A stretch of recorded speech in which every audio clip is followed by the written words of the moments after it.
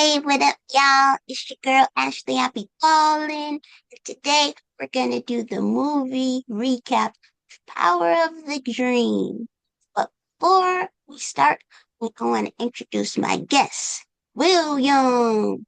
Tell them a What up? little bit about yourself, where they can find you, what your channel, Road to William, is about. Yeah, you can follow me on Road to William. I do movie reviews and invite people on my platform and we have conversations and we dive into history a little bit.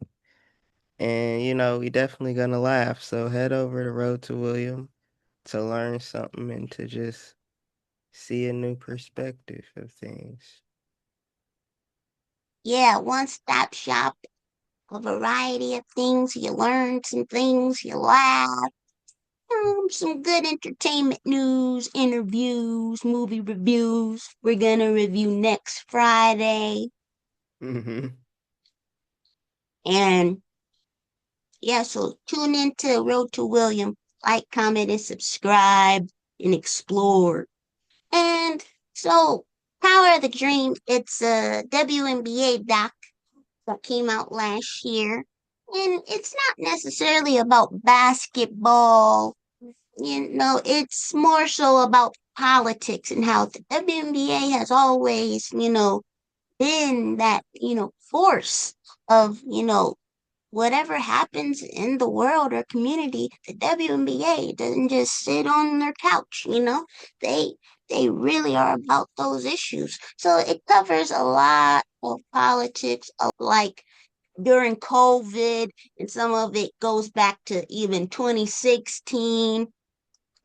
So some of the stars of the film that a lot of WNBA fans may recognize, Mama Neka Agumake, you guys may know her from the LA Sparks, and now she's with Seattle Storm, and she's like the president, right, of all the players, the players union. And Sue Bird is also in the doc. Angel McCautry is in the doc. Elizabeth Williams is in the doc, and so many more. You see glimpses of different stars and them talking. And what I like to do with my recaps is if you could describe, the movie in one word or, it could be a phrase, what would it be? You know, do you have your word ready? Because you could go first if you wanted. Oh, I had a few different words.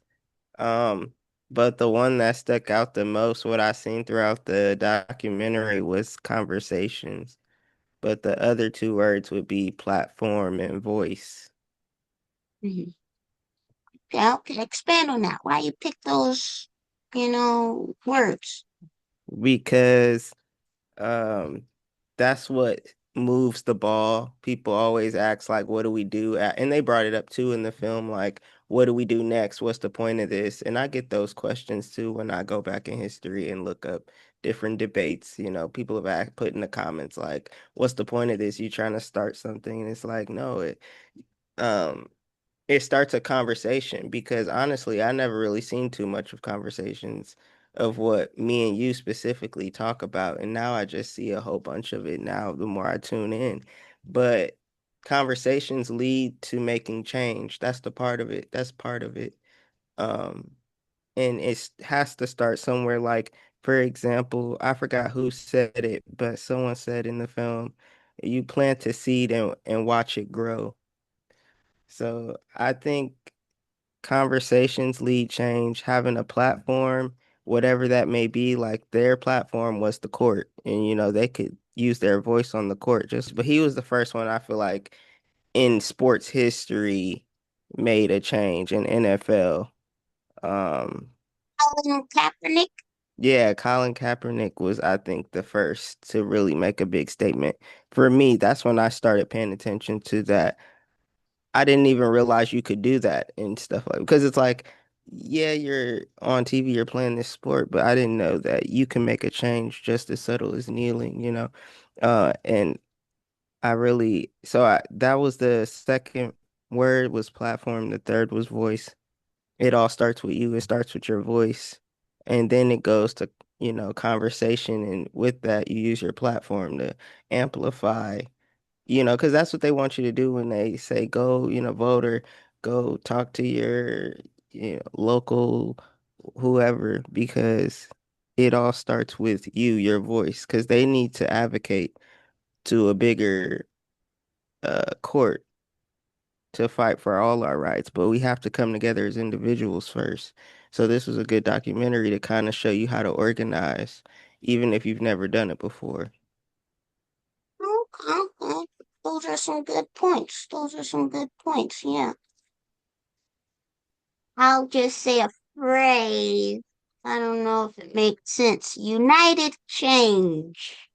I just picked that because, they were definitely united and, it kind of reminds me of what, you know, Big Mama said in Soul Food, And, these fingers, when they come together and form a fist, they can strike a mighty blow. And so I liked how they was coming together, and people who, want to fight for certain issues, you come together to, spark a change, and they showed, throughout the years, of the WNBA and how they sparked change, from they wanted to get the Atlanta Dream co-owner out, Kelly Loeffner, and so they accomplished that, you know, and Black Lives Matters. Uh, when a lot of the Black people started getting killed, started like in uh, they were covering 2016 when Sterling got killed, and the links, they could have just, because it happened in Minnesota. The Minnesota Lynx, they was doing the T-shirts and um, oh, Castile had died, and they did that, and so they didn't have to do that, because they're champions and everything. But it shows that they care, and it shows that hey, we they are on TV, but you know they care about the people and they're fighting for justice. They're fighting for equality. They're fighting for, you know, the equal rights, right? And they did talk about, WNBA and the CBA and, low pay and women's rights, Black women rights. And, they also talked about the pandemic and the bubble and how they was doing the Say Your Name campaign for Breonna Taylor, And like you said, it starts with combos. Oh yeah, our words blend together. It starts with conversation because they're united, you know, and then, sparks change, So is there a particular is there something particular that you learned from the film that you didn't know? I was I didn't know how much of an impact the WNBA had on social change, because 2020 was everybody was in their own bubble. Like, everybody had to stay in wherever they were at.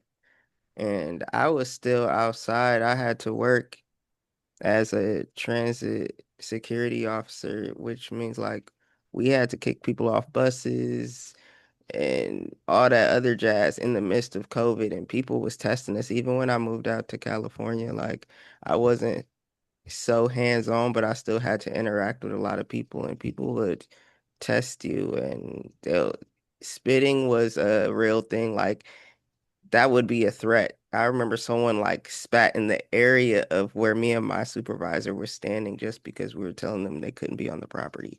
Like, when they say things were happening in the world, like, things were happening.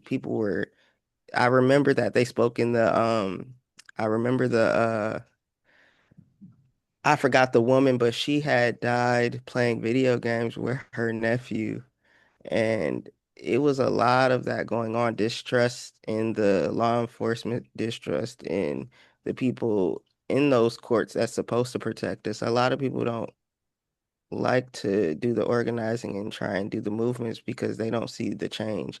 That's why, in today's um the administration regime, whatever you want to call it, you know, people are angry who aren't Republicans because or who didn't support Trump because he's doing literally anything he wants. And it's like, how come, the Democrats or anybody else who's been in party just move their rights like that? So we're back at it. And it was the same administration where we're under this intense pressure. So to look back at this film reminded me that we were at a dark time. We may have been younger, we may have been in different parts of our lives, but we're here now and we know that we can prevent a lot of uh turmoil that they'll try and put in our paths. But if we work together, we can overcome all of those things. Okay, brought it back to 2020. Yeah, the pandemic was definitely a strange time. And I still think COVID is out there. That's why I wear my mask everywhere. I don't believe it's gone, but I knew that the WNBA players were big on activism, but it, there's like small details that I learned and I knew about the CBA, but there's small things that I learned, like I learned that the WNBA, they're the first you know sports league to market it LGBTQ, and now a lot of teams have Pride Night and stuff like that. What else did I learn? Oh, the Dallas Five, when they were talking about that with what happened in Minnesota, um, it was a big thing because the WNBA fined their players for the T-shirts, right? And then they rescinded them, and I just found it like interesting that the WNBA themselves fined the players for those T-shirts. Oh, but I also didn't know that there were officers that was like, take those T-shirts off, and they walked off because they didn't do it. And so just learning like different details that the news don't report, or hearing it from the players themselves. And also Jamel Hill, I liked her. Um, but I also liked hearing from Holly Rowe, who's like a big reporter for the WNBA. What else did I learn? Oh, they said Tamika Catchings, she's a WNBA legend. I didn't know that she had death threats for kneeling in 2017. Um, yeah, and they said that, oh, the Sparks players chose not to be out in the anthem, national anthem, and they were getting booed just for not even being out there in the national anthem. They weren't even kneeling. But yeah, everyone has their different opinion. Michelle Obama, they was talking about how they did a virtual thing with Michelle Obama. And Michelle Obama was like, well, Barack Obama couldn't get a lot of things done because a lot of people they vote for like the big election, but they don't vote for the small things like senator, mayor, and stuff like that. So that's what I learned. But I did like that they highlighted like um a lot of the details that we missed. So, is there like a WNBA player you like that was speaking, or a favorite scene? So, like a favorite scene or a favorite WNBA player that you liked seeing in the film? I liked all of them. I learned more. I keep seeing more of Sue Bird, which is cool. Because I learned more about them through their perspectives. And so I didn't have a favorite player, but I did see Sydney Colson in there, and she probably is one of my favorite people, I think. It's kind of like the Queen Latifah thing. Like, you can't really tell me too much wrong about Queen Latifah. Also, Sydney Colson and Betty White as well. But Yeah, Sydney. I saw Sydney and I was like, I saw a bunch of, and then I wanted to point this out. I saw Monique Billings too, and I didn't know anything about Monique Billings until my cousin introduced us to Monique. So shout out to my cousin for introducing me. That's a lot of ways how I'm learning more about sports through these conversations, through the films we watch, because they hold a lot of power as we can see, because look, the hesitation was about, you know, they're saying like, this is one of the reasons why people don't speak out. They get fined and their salary is $40,000 to compare to the NBA, almost $1 million. So it's like people are risking it. And then it reminded me of a messed up time also where, Brittany Griner, she was going overseas to make some money, and is she gets punished for crazy stuff and got to bring her back. And so it's a fear of it's not just this thing we think might happen. It's like when people do try and make change, there is backlash a lot of times, and that's that fear they want to put on people. But I didn't have a favorite player, but I did see some people that I was like, hey, that's dope that they're getting their shine. Yeah, yeah, a lot of the players were talking about it and how, they were worried about losing their jobs and, how the pandemic would affect them. And then the bubble happened, but then, a lot of other deaths happened, like Breonna Taylor and George Floyd, Ahmaud. And so they were like, you know, if we speak out, will the season get canceled? And this is how I feed my family. And oh, and then they talked about a deal that was on the table and how you got to negotiate. And so they were like, we'll bring it back for a certain amount of games for a certain amount of pay. But the WNBA players were like, no, no, we need our full salary, and we have to do the Breonna Taylor campaign, say her name. And I like that they featured Taylor's mom. And so, it's easy to just sit out because not because don't want things to change, but you're afraid of. The backlash. Also, I did like how they were learn. Even the WNBA players had to, learn, while they're, protesting and things like that because they wanted to get the co-owner out, and she was running for Senate, and they didn't like her, right? But they had to learn that the more they talked about her, the more it was helping her, for political gain. So um they found another candidate that really matched a lot of what they valued, women's rights, gay rights, and he was a pastor. His name was Raphael Warnock. So, like equal pay and health care, pro life. Oh, and they were like, oh, he's the pastor from Martin Luther King church. I was like, oh, that's cool. So they found someone that, fit, you know, their morals and values, and they were like, support Warnock. And it's amazing how all they had to do was put certain things on t-shirts and then boom, you know. And some people might say, oh, that's nothing, but hey, if you have the platform, you're on social media, you're on TV, those t-shirts are gonna, spread. And Breonna Taylor's name, I think, was on the jerseys while they were playing too. And they did like a live talking about voting on live TV, and you don't really see athletes do that. So what was the biggest lesson, or lessons, that because there were a lot of lessons. What was the biggest lesson you learned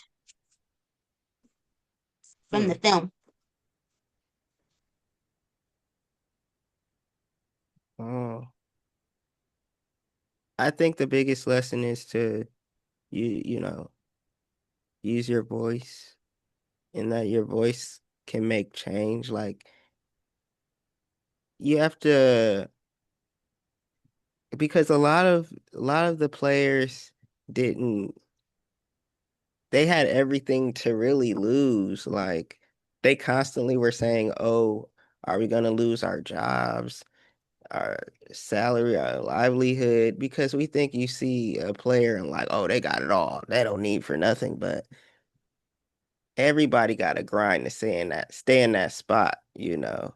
And even though it's only at the time it was like 40,000 a year, somebody is up day and night working hard for that 40,000, you know what I mean? And ready to join the WNBA and leagues like that. I also thought that a good way to look at it for them was in the wake of like, what do we do? Do we play or not? Because that was a good suspense to hold up in the air because I was like, dang, what did they? I don't remember if they did or not. And they kind of looked to what people to put against them as their competitors, the NBA. They was like, okay, we're gonna look to our competitor because that's what they are. What are they doing? And that kind of like they don't have a lot of stories about that, but I liked how they said that was part of what solidified their decision of not playing is the NBA weren't playing and they're looked at as like gods. So I feel like if they would have played, they wouldn't have been unified with basketball as a whole because that's when it comes to it doesn't matter who's affected, men, women, non-binary, anybody, people in general. Then you got to look at, okay, what are we fighting for? What do we all love? And they all could have different perspectives on life and how they feel about it, but the heart is basketball. And if basketball can make a change, then you have to kind of look at your counterparts and decide to and stand as one. So that was a good word that you had was united change. So yeah, that I took that from that. Also, one last thing, the pride shirts, they had brought up like we didn't get fined or talked about for wearing the pride shirts, but when we started wearing Breonna Taylor, Black Lives Matter, then we started getting fined. That's because they they put this assumption on pride.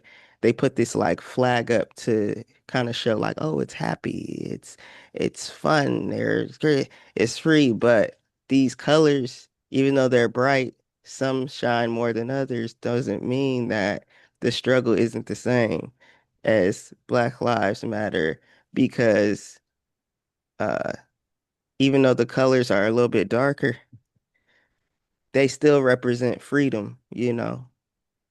Pride is another way to show we're not giving up, you know. Uh, we're gonna continue to fight for our freedom. So people get misconstrued because they see these bright colors and they associate it with happiness. So they think, oh, if you this is fun. Hey, we'll support y'all. And then it's also a money. Some people feel like it's a money grab. Oh, it's whatever. But I think that's a key reason why they didn't get fined. It's because one, pride almost isn't looked as serious either. And so when you put like a name to it as well, like Breonna Taylor, then you have to say that you have to acknowledge what happened. And they don't want to acknowledge what happened. But that's what my takeaways were from the film. But it was a really good documentary, and I definitely recommend watching it. Yeah, some good deep thoughts. Definitely recommend watching it, at least once, because they covered it over some years. So that's good that they did that. I think the biggest some of the lessons is just to I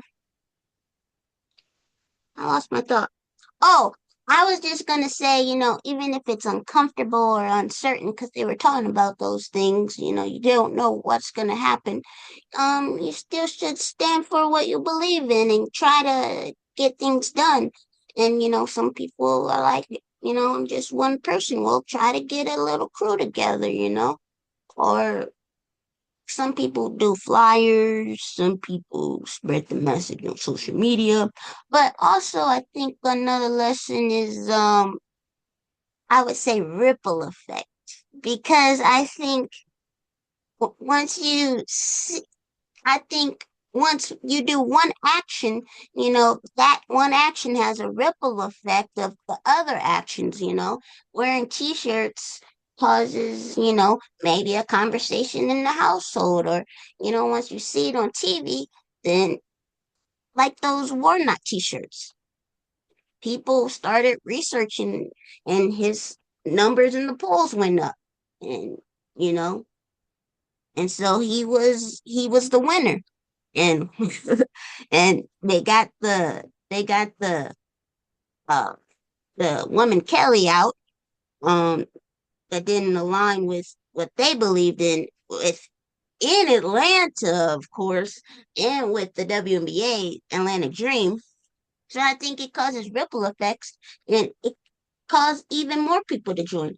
Maybe they may be hesitant at first, but when you do it, then like Stacey Abrams, I think her name was, she was joining in and you get other names, Michelle Obama, And so also I was like it's another ripple effect because, uh they said there was a first black woman Supreme Court and before that it was he was the first black Atlanta senator. So it's like that create history. Like what if that wouldn't have happened if they never did the Warnock t-shirts? The Warnock wouldn't have made history, then the woman wouldn't have made history.